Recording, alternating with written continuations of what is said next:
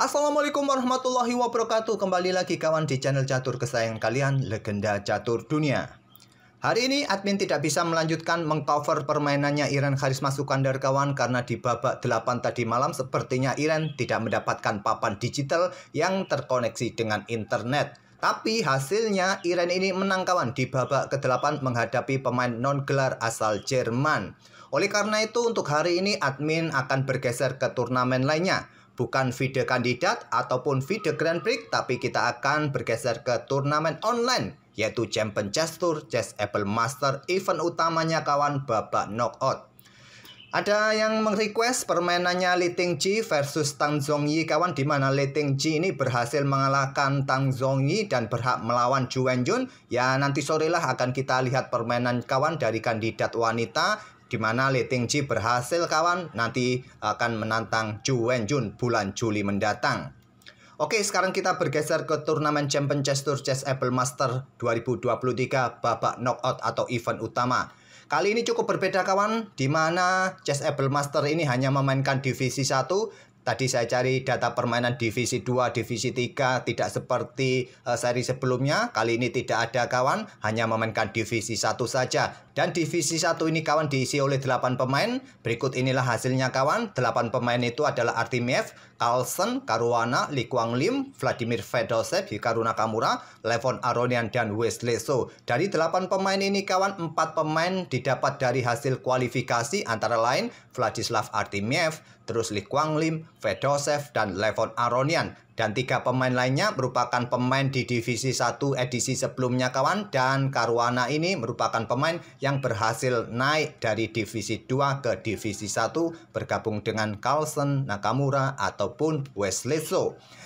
Dan berikut inilah kawan hasil-hasil game yang terjadi tadi malam kawan, di mana cukup mengejutkan Carlsen kalah kawan oleh Vladislav Artemiev lewat permainan Armageddon. Setelah 4 kali bermain mereka saling mengalahkan kawan. Saat pegang hitam semua ini mengalahkan lawan-lawannya, dan akhirnya berlanjut Armageddon game kelima, Magnus Carlsen game kelima. Blunder besar kawan, blundernya pemain warung kopi, dia kehilangan menteri kawan. Kemudian partai Caruana versus Li Guanglim ini juga berakhir lewat Armageddon setelah 4 kali bermain remis. Begitu juga partainya Fedoshev versus Nakamura berakhir lewat Armageddon, di mana permainan Armageddon ini Hikaru Nakamura pegang hitam dan dia kalah pion, cuma posisi rajanya dalam posisi settlemate kawan, remis. Akhirnya Hikaru Nakamura berhak menang atau lolos ke babak berikutnya. Sedangkan partai Levon versus Wesley So hanya berakhir dalam permainan normal saja kawan. Wesley So menang 2 game, 1 kali remis dan kalah 1 kali.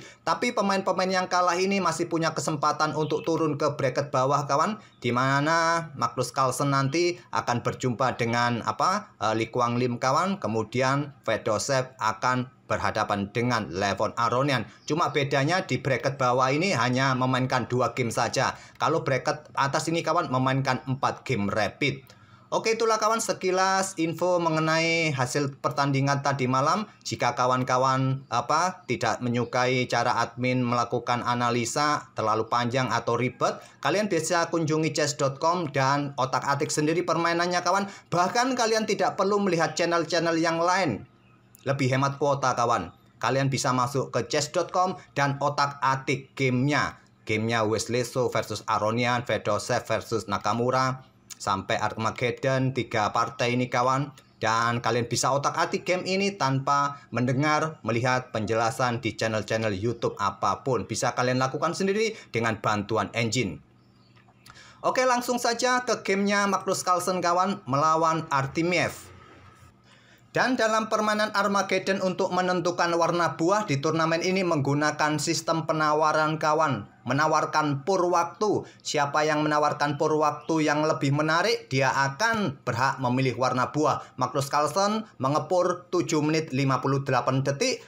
Sedangkan Artemiev menawarkan 11 menit 0 detik kawan, sehingga Magnus Carlsen ini dinilai berhak untuk memilih warna buah, dan Magnus Carlsen memilih warna buah hitam dalam permainan Armageddon ini. Dan di sini permainan diawali oleh Artemiev dengan pion E4 kawan. Carlsen membalas dengan permainan Sicily Defense, tidak bermain dengan kuda F3 tapi pion G3 kawan. Lasker Dun Attack, variasi yang dipilih oleh Artimiev. Dan saat lawan bermain dengan pion-pion samping, kalian punya kesempatan dengan pion pusat kawan, tapi yang paling banyak kuda C6 terlebih dahulu.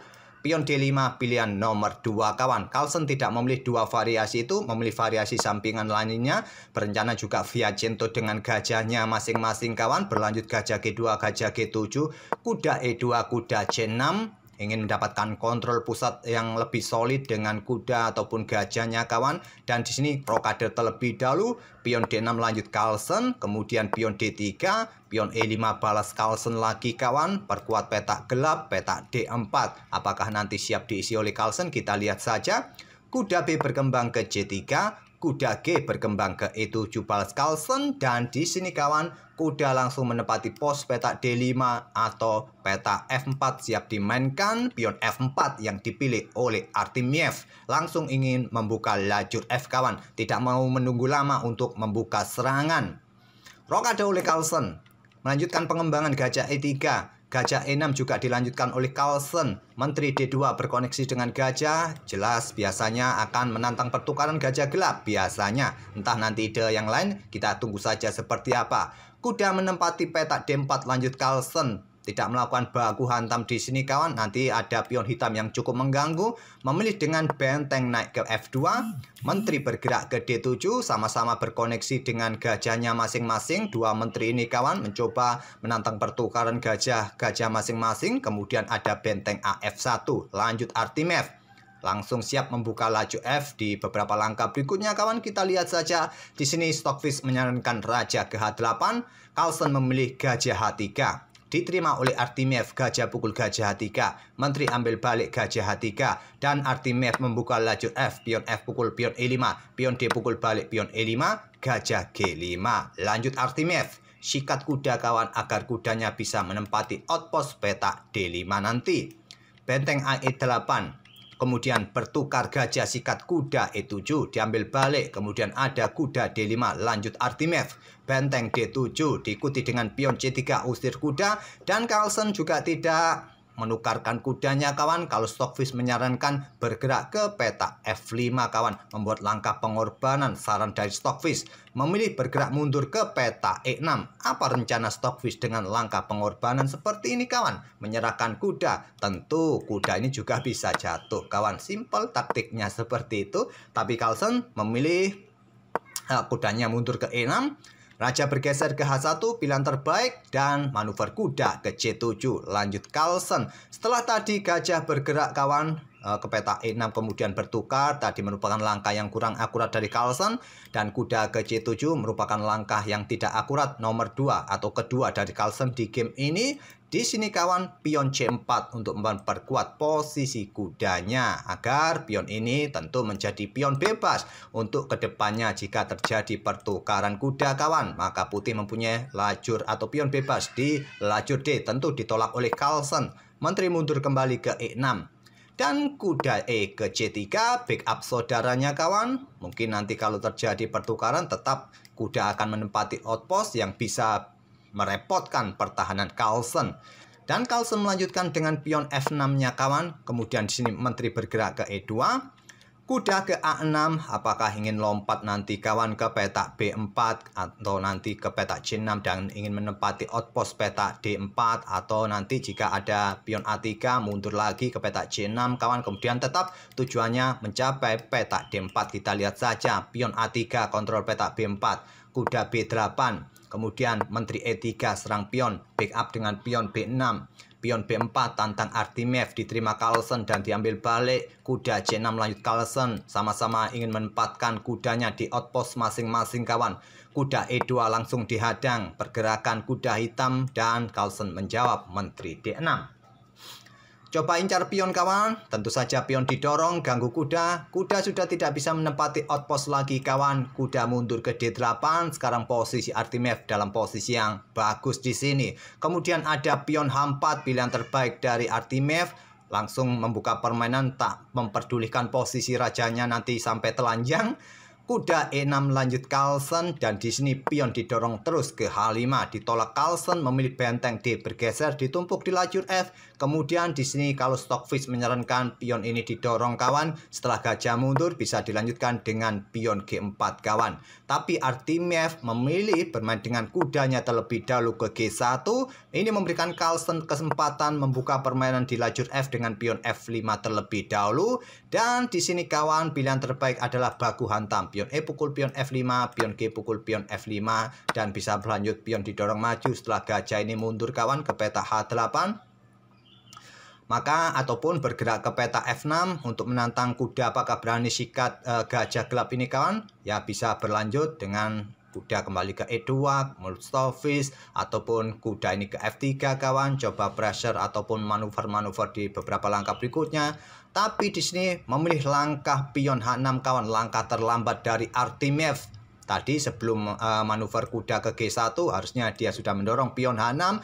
Ini merupakan langkah blunder. Sekarang berbalik kondisinya, posisinya hitam sedikit lebih baik daripada Artemiev. Dan langkah ini dimanfaatkan oleh Carlsen mendorong pion F-nya kawan, cut off, memblokade akses menteri menjaga pionnya. Pion G pukul pion F4. Langkah paksaan kawan, dan posisi Raja Putih ini sekarang kurang nyaman. Dia sudah mulai telanjang, tidak ada pion-pion di depannya. Ini akan membuat para perwira yang lain akan sibuk membackup atau mengawal rajanya ini kawan. Dan di sini gajah ambil pion H6, mengepin pion di sini tidak bisa melanjutkan didorong ataupun ambil pion lagi. Dan menteri bergeser ke H3, gajah ambil pion F4. Sementara Carlsen unggul satu pion di langkah ke-34 dengan posisi Raja Putih yang mulai telanjang kawan. Kita lihat saja apa yang bisa diperbuat oleh Artemiev. Kuda F3. Dan Stockfish di sini menyarankan kuda ini segera ke C5 kawan. Coba pressure pion di sini. Tapi memilih mengangkat raja ke G7.